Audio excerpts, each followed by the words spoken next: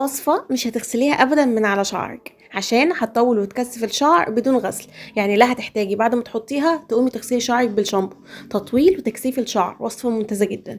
أول حاجة صلوا على رسول الله في الكومنتات واكتبوا لي تحت بتتابعوني من أنه دولة. أنا بيتابعني ناس كتير جدا جدا من كل أنحاء العالم، فاكتبوا لي تحت انتوا بتتابعوني من انه دولة. الوصفة النهاردة اللي احنا هنستعملها وصفة مكوناتها كلها سهلة وبسيطة، ومكوناتها كلها سهلة وبسيطة جدا وغير مكلفة بالمرة. افضل حاجة بقى في الوصفة دي ان كلها مكونات طبيعية، يعني تقدري تجيبيها من عند العطار. المكون الاول اللي احنا هنستعمله هو القرنفل. تقدري تجيبي القرنفل من عند اي عطار جنبك. القرنفل ممتاز جدا جدا لعلاج تساقط الشعر والصلع كمان الوراثي، وتطويل وتكثيف الشعر بشكل سريع جدا جدا جدا يا بنات. هستخدم معلقة صغيرة من القرنفل. المكون التاني اللي هيكون عندنا هو المحلب. المحلب غير الحلبة. لما بستعمل المحلب في القناة بلاقي كومنتات كتير جدا عليه. جماعة المحلب موجود عند العطار، ولو انتي ما تعرفيهوش مش معنى كده عدم وجوده، لا هو موجود، لكن انتي ما تعرفيهوش. ممكن تروحي تسألي عند اي عطار. طبعا كلامي للناس اللي مش بيبقى على علم بمعظم الاعشاب او المكونات الطبيعية دي.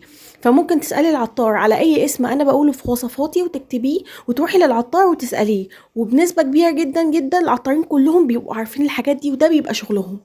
فاكتبي اكتبي في اي ورقه او على التليفون اي اسم من الاسماء دي، واسالي العطار اللي جنبك وهتلاقيه عارفه، وبالتالي هيديهولك. المكون بقى اللي هو المحلب ده مكون ممتاز جدا جدا لعلاج تساقط الشعر. معظم الخليجيات حبايبنا بيستعملوه للشعر، والسعوديات طبعا على عيني وعلى راسي. المكون اللي قدامكم اللي انتوا شايفينه ده هو الورد المحمدي، او عموما ورد بلدي. الورد البلدي ده برضو ممتاز جدا جدا لعلاج كل مشاكل الشعر. بنات بجد ممتاز في علاج وتعطير الشعر. يعني انتي هتطولي وتكثفي شعرك، وفي نفس الوقت الوصفة هتحسيها ريحتها حلوة على شعرك. الكل هيسألك ايه الحاجة اللي انتي معطرة بيها شعرك، ده بسبب ريحة الورد. وريحة الورد كمان هتغطي على اي ريحة سيئة في الوصفة، على الرغم ان كل الاعشاب اللي احنا مستعملينها ما فيهاش اي ريحة سيئة اصلا. المكون بقى اللي انت قدامك شايفاه ده وهو ورق الغار. تمام، اللي هو ورق اللورة او ورق اللوري. ورق الغار ده من ضمن الحاجات برضو اللي بيتم استعمالها في الطعام زي الشوربة والحاجات دي كلها. ممتاز جدا في إطالة الشعر وفوائده عظيمة يا بنات بجد. هتستعملي حوالي من 8 ل 10 ورقات من ورق اللوري. المكون بقى اللي انت شايفاه قدامكم ده انا بصراحة بحب استعمله. عايزة تستعمليه استعمليه، مش عايزة تستعمليه براحتك، لكن انا بحبه جدا جدا. اللي هو مطحون قشر الرمان. يعني الرمان نفسه بنجيب الورق بتاعه وبنجففه وبنطحنه في الكبة. طبعا انتي مش لازم ان انتي تجيبي القشر وتطحنيه وتجففيه كل الكلام ده. العطارين عندهم قشر الرمان. هتيجي تقولي لي لا مش عندهم، انا معرفش عطار بيبيع قشر الرمان. هقولك اسألي، زي اللي قلته في بداية الوصفة. اي حاجة انتي ما تعرفيهاش مش معنى كده عدم وجودها. خدي اسمها بالظبط زي ما انا بنطقه وبقوله، وقولي لي العطار، والله هتلاقوا العطارين بيقولوا لكم ايوه موجود وهيدوكوا الحاجات دي. فما تقلقوش، عدم معرفتك بيها مش معنى كده عدم وجودها. فانا هستخدم معلقتين من مطحون قشور الرمان، ودي موجودة انا بجيبها من عند اي عطار جنبي. ولو مش جنبي بجيب قشر الرمان نفسه وبطحنه وبجففه. لو مش في الموسم بتاعه يبقى بشتريه جاهز من عند العطار. المكون بقى اللي قدامكم ده برضو اللي احنا بنستعمله هو الحلبة. طيب الحلبة هتقولوا ريحتها هتبقى وحشة. لا، انا مستخدمة اعشاب النهاردة جامدة جدا، ومن ضمنها الورد المحمدي اللي هو الورد البلدي. الورد البلدي حرفيا هيخفي اي ريحة للحلبة، وخصوصا ان احنا هنستعمل معلقة صغيرة من الحلبة. يعني انت مش هتستخدمي معلقة كبيرة، لا انت هتستخدمي معلقة صغيرة خالص. فريحتها مش هتبقى باينة في الوصفة، وفي نفس الوقت مفعولها هيبقى ما شاء الله كبير.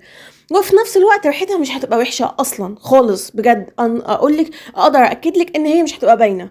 انا بستعمل الوصفة دي على طول وبسيبها تنشف على شعري، وحرفيا محدش بيشم من شعري الا احلى الروايح. فانا اقدر اقولك بكل ثقة ان الوصفة دي ممتازة وريحتها كويسة للنساء والبنات اللي بيتخوفوا من الموضوع ده، لانك انت هتسيبيها على شعرك وتنشف. فلو ست مثلا متزوجة ممكن تخاف انها تبقى ريحة وحشة، او لو بنوتة مثلا بتنزل شارع شغل جامعة كلية كده، فاكيد هتبقى خايفة ان شعرها يبقى اكيد ريحته وحشة. فما تقلقيش، كل الكلام ده مفهوش مش موجود اصلا. انا بستعمل الوصفه دي وبروح بيها في كل مكان بعد ما بتنشف، وحرفيا ريحه شعري تحفه. فما تقلقوش، هتجيبي بقى اي اناء او حله عندك، طبعا بعد ما تدي الوصفه المكونات دي كلها غسله. يعني الافضل ان انتي تغسلي المكونات دي بالميه كويس جدا. ساعات بيبقى فيها اتربه، بيبقى فيها حشرات، بيبقى فيها كل الكلام ده. انا الحاجه عندي لما بجيبها من عند العطار بشطفها كويس قوي قوي قوي، او حتى لو انا زرعاها مثلا عندي بشطفها كويس قوي، وبسيبها ان هي في مكان فيه هواء وشمس، ان هي لو فيه شمس يعني ان هي تنشف، واخدها احطها عندي واخزنها عندي. فبالتالي انا بستعمل حاجه على طول، لاني بنضفها من اول يوم اصلا انا بشتري فيها. لكن انتي اول ما تجيبيه من عند العطار اديها غسله كده بسيطه. تمام. هبدا ان انا احط حوالي كوبايتين من الميه واغليهم لمده 15 دقيقه، لكن وانتي قافله الاناء. طبعا انا كنت بوريكم هنا فما كنتش قافلاه، لكن في العادي اغطي الاناء. ليه بقى؟ ال ال اللي هي البخار بيطير مع المكونات بتاعه الوصفه.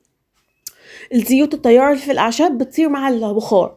فخدي بالك من النقطه دي، عشان احنا مش عايزين كده طبعا، عشان الوصفه تكون مديه 100% افكت ونتيجه. فلو البخار طلع مع الفوائد بنسبه 50%، الوصفه هتفيد معاكي، فاحنا مش عايزين كده طبعا. فالافضل ان انتي تغطي عليها ونبدا ان احنا نصفيها. استعملي الوصفه على الشعر بسيطه جدا جدا، وهي ان انتي بتجيبي بخاخ وتبداي ان انتي ترشي على شعرك، او ان انتي تجيبي قطنه. لو مش عندك بخاخ ممكن تجيبي قطنه وتبداي تغطسي القطنه نفسها في التونر بتاعك وتمشيها على فروه الشعر. تمام. الوصفه بجد يا بنات ممتازه جدا جدا. انا بستعملها مره بالليل ومره الصبح بدون غسل. الوصفه بتنشف على شعري، يعني انا مش بقى محتاجه ان انا بعد ما احطها على شعري ساعه او ساعتين اغسلها، لا، بسيبها تنشف. وبالليل لما شعري بينشف بروح احطها تاني. فممكن مثلا انتي في الشتاء تحطيها بس الصبح، عشان بالليل هيبقى شعرك مبلول وصعب اصلا انه ينشف.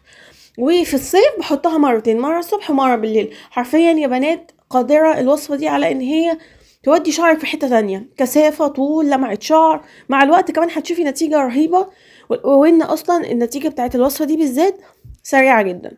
فبس كده نكون خلصنا الوصفه النهارده.